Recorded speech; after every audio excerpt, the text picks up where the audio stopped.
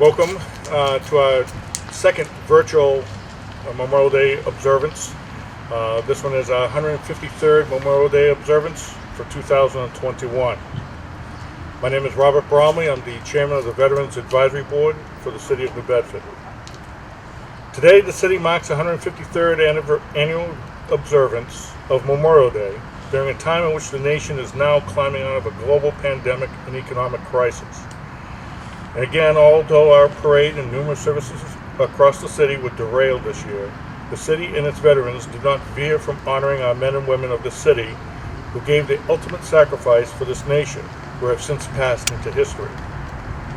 Memorial Day was first declared in 1868 to honor the soldiers, sailors, and Marines who fell in battle or succumbed to disease during the Civil War. Tradition established that the day be observed by a memorial service and to adorn the veterans' graves with spring flowers and the nation's flag. Today we honor all of our nation's fallen veterans, men and women who did not fail our nation or its future generations, so let us never fail to remember them.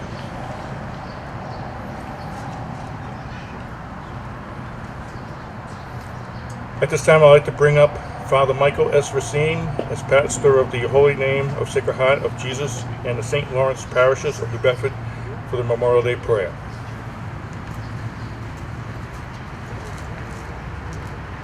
Very briefly, before I offer the prayer, I just take an opportunity to reflect. As a child, I grew up in a corner house on Pope and State Street and spent many Memorial Days in this park with the parades and Cub Scouts, and very beautiful memories that are reflected upon. I'm very happy to be here this morning to offer the prayer. God, our Heavenly Father, you have blessed us with brave men and women, always willing to defend our freedom. Surround them with your protection and grace each day. Let your healing hand be upon those who suffer the wounds and injuries.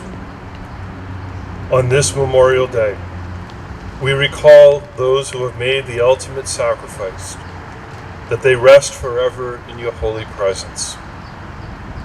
Comfort the families who still mourn and are left behind to remember the precious lives of their loved ones. On this Memorial Day, we place the symbol of our country, the flag, by their graves as a sign of remembrance. Let us always be mindful of what that flag represents. The loving sacrifice made on behalf of our American soldiers, our sons, our daughters, our husbands and wives, our mothers, our fathers, our families and friends, and our heroes. Grant them eternal rest in your loving care. Amen.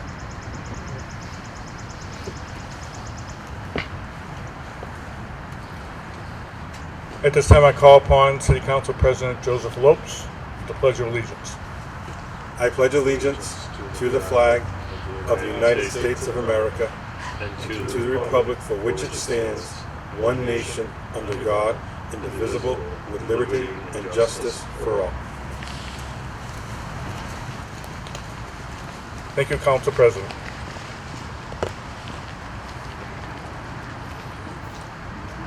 Memorial Day was established in 1868 through the Grand Army of the Republic by orders of its commander, General John A. Logan. These are his orders.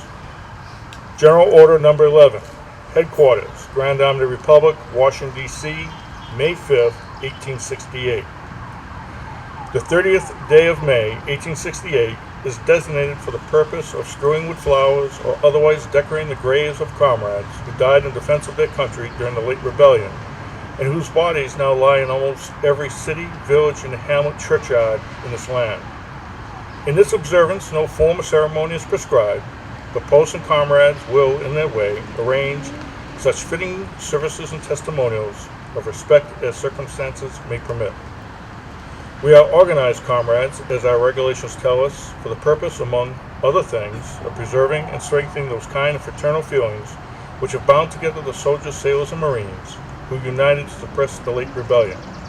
What can aid more to assure this result than by cherishing tenderly the memory of our heroic dead? who made their breasts a barricade between our country and its foes. Their soldier lives were the reveille of freedom to a race in chains, and their death a tattoo of rebellious tyranny in arms. We should guard their graves with sacred vigilance. All that the consecrated wealth and taste of our nation can add to their adornment and security is but a fitting tribute to the memory of her slain defenders. Let no wanton foot tread rudely on such hallowed grounds. Let pleasant paths invite the coming and going of reverent visitors and fond mourners. Let no vandalism or artifice or neglect of ravages of time testify to the present or to the coming generations that we have forgotten as a people the cost of a free and undivided republic.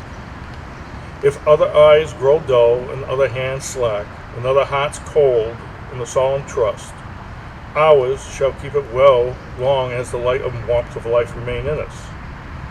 Let us then, in the time appointed, gather around their sacred mounds and garland the passionless mounds above them with the choicest flowers of springtime.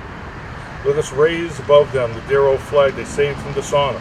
Let us, in this solemn presence, renew our pledges to aid and assist those whom they have left among us as their sacred charges upon the nation's gratitude, the soldiers and sailors, widow and orphan. It is the purpose of the Commander-in-Chief to inaugurate this observance with a hope that it be kept up from year to year, while a survivor of the war remains to honor the memory of his departed comrades. He earnestly desires the public press to call attention to this order and lend friendly aid in bringing it to the notice to the comrades in all parts of the country in time for simultaneous compliance therewith. The department commanders will have every effort to make this order effective. By command of John A. Logan, Commander-in-Chief, Grand Army of the Republic.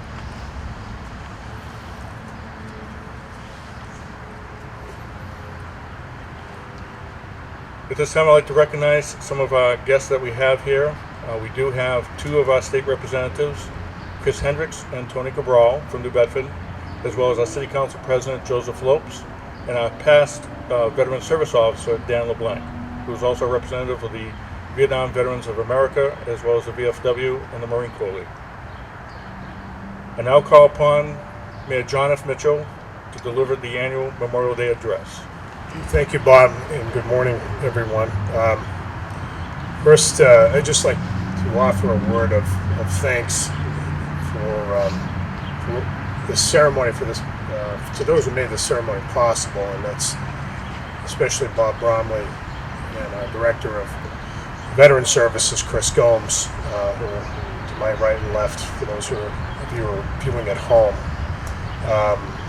Both of these gentlemen work extremely hard all year long to ensure that our veterans events, our monuments, and the services that the city helps provide veterans are done to the exact rule, to the T, to a very high standard of performance. And so I really want to thank both of them for their hard work this year, and especially putting together this event today that unfortunately is being done remotely as it was last year.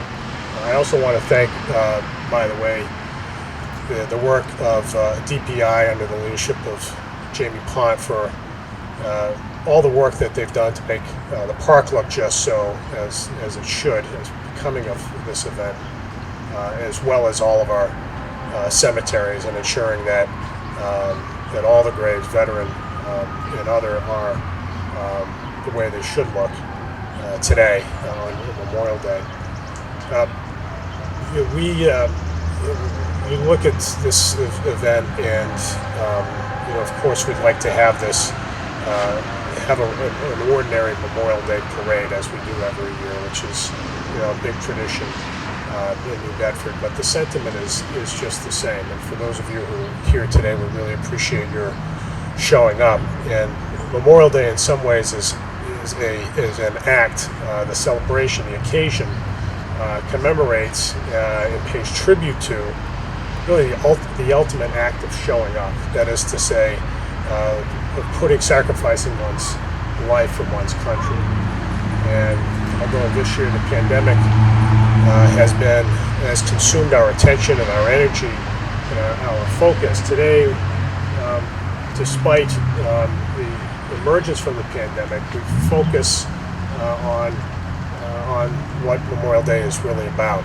It's about those who've made all of this possible for us, all of the lives, the freedoms that we hold dear, the ability, frankly, to emerge from the pandemic far faster than nature otherwise would allow, because without the protection of the military and those who've made those sacrifices, we wouldn't have an advanced society that could come up with vaccines and could help all of us understand the various risks associated with this pandemic. And so that's one thing that we should perhaps focus on today, is that we're made better off. All of us are made better off by those who've signed up. And we pay tribute because we want everyone to know, we want future generations to know just how much it mattered, right, that those who come before us have served, especially those who paid the ultimate sacrifice.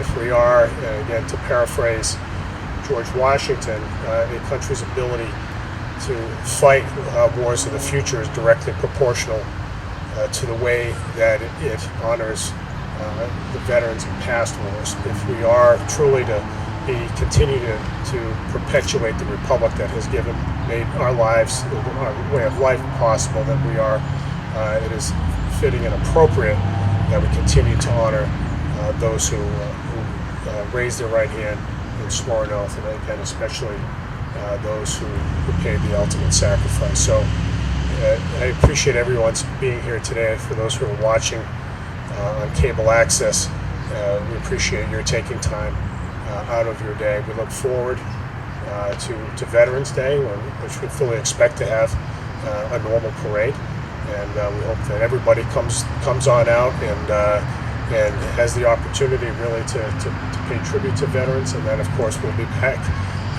next year. There's no reason not to believe that next year will be a normal year when it comes to our Memorial Day parade, and we finally look forward to that day. Thank you, everyone.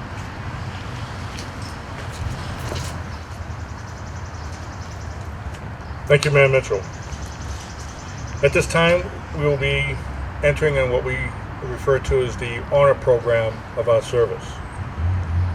Christopher Gomes, the City of New Bedford Veteran Service Agent, will read the roll of the veterans from New Bedford who have passed on since Memorial Day of last year.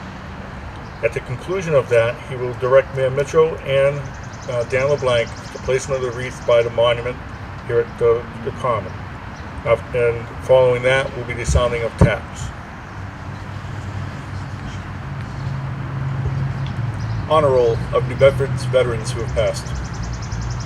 George Allison Sr., Army. Antonio Arruda, Army. Paul Babineau, Coast Guard. William Balderson Jr., Navy. Anthony Balico, Air Force.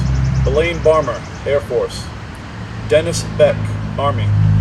Michael Berry, Navy. William Blinn, Air Force. Roland Bouchard, Air Force.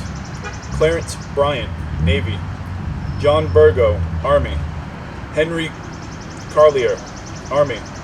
Charles Carpenter Sr., Air Force. Sergeant Michael Cassidy, Marine Corps. Trudy Conant, Army. Richard Cormier, Marine Corps. James Costello Sr., Air Force. Oliver Kropp Jr., Army. Roger DeBross, Army. Edward DeMello, Army. David D'Souza, Army. Robert Duart, Navy. Franklin Eccleston, Marine Corps. Gary Emkin, Air Force.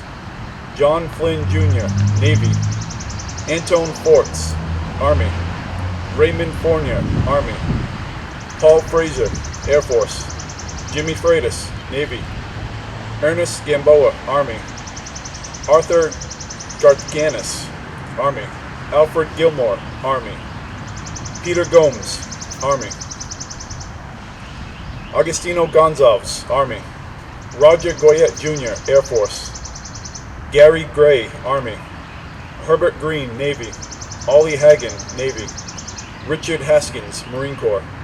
Kevin Hendricks, Army. Alfred Hitu, Navy. Charles Hines, Army. Patrick Hoover, Marine Corps.